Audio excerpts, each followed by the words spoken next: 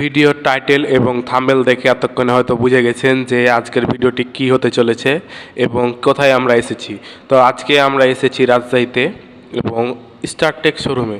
তো আজকে আমার একটি ছোট্ট স্বপ্ন পূরণের জন্য এখানে চলে এসেছি। তো আমার ব্লগিংয়ের জন্য নতুন একটি সেট আপ নিতে চলেছি। তো সেট আপটি কী হতে চলেছে আপনারা যদি বুঝে থাকেন কমেন্ট করুন। এবং দেখতে পাচ্ছেন আমি আমার যে স্বপ্নটি পূরণের কথা বলছি সেটি অর্ডারের জন্য আমি এখানে স্ক্রিনে অর্ডার করে খুঁজছি জিনিসটি। তো জিনিসটি পেয়ে গেলে অর্ডার করে দিব।